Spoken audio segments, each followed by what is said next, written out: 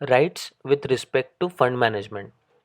चलिए देखते हैं कि फंड मैनेजमेंट से रिलेटेड इन्वेस्टर के क्या अधिकार है। हमने म्यूचुअल फंड्स के लिमिटेशंस में देखा था कि हमारा डायरेक्ट कंट्रोल नहीं होता है म्यूचुअल फंड के फंड मैनेजमेंट पे, बट फिर भी हमारे अधिकार क्या क्या है चलिए देखते हैं। सबसे पहला अधिकार है कि इंफॉर्मेशन पाने का। अगर चेंज इन फंडामेंटल एट्रीब्यूट्स अगर कुछ होता है, फंडामेंटल एट्रीब्यूट्स मतलब महत्वपूर्ण चीज़ें जिससे इन्वेस्टर के इन्वेस्टमेंट डिसीजन को बहुत इम्पैक्ट पड़ता है, ऐसे अगर कोई चेंजेस होते हैं तो इन्वेस्टर को इन्फॉर्मेशन पाने का अधिकार है। ठीक है, तो अगर कोई फंडामेंटल, आपको एग्जांपल बताता हूँ। कोटक म्यूचुअल फंड का एक फंड था कोटक 30 करके। ठीक है, कुछ सालों बाद उन्होंने उसका नाम बदल के कोटक 50 कर दिया।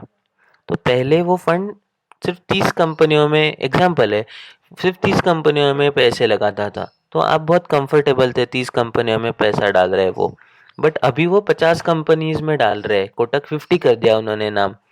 ठीक है, तो ये बहुत महत्वपूर्ण चेंज है क्योंकि रिस्क बढ़ गई या रिस्क कम हो गई।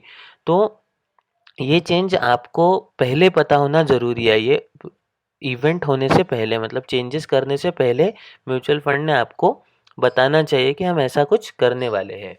तो अगर फंडामेंटल एट्रीब्यूट्स चेंज करने हो तो म्यूचुअल फंड को सारे यूनिट होल्डर्स को एक रिटर्न कम्युनिकेशन भेजना होता है।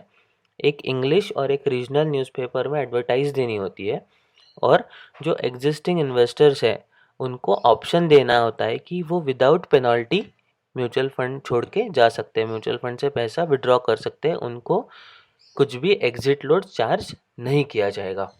ठीक है, दिस इज इन्वेस्टर्स के right regarding fundament change in fundamental attributes. उसके बाद में अगर ये नेक्स्ट है टर्मिनेशन और winding up by the unit holders. Mutual fund चाहे, मतलब यूनिट होल्डर चाहे तो म्यूचुअल फंड की स्कीम को वाइंड अप या टर्मिनेट कर सकते हैं। इसके लिए क्राइटेरिया है 75% यूनिट होल्डर इकट्ठा होने चाहिए।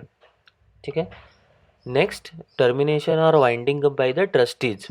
ट्रस्टीज को रखा ही इसलिए है कि उन्होंने सब कुछ बराबर चल रहा है कि नहीं वो देखना है। अगर ट्रस्टीज को लगता है कि म्यूचुअल फंड का काम ठीक से नहीं चल रहा है, एसेट मैनेजमेंट कंपनी वो काम ठीक से नहीं कर रही है, तो उनको एएमसी को टर्मिनेट करने का अधिकार है। ठीक है, उसके बाद में चेंज इन स्पॉन्सरर और एएमसी। अगर स्पॉन्सरर या एएमसी में चेंज होता है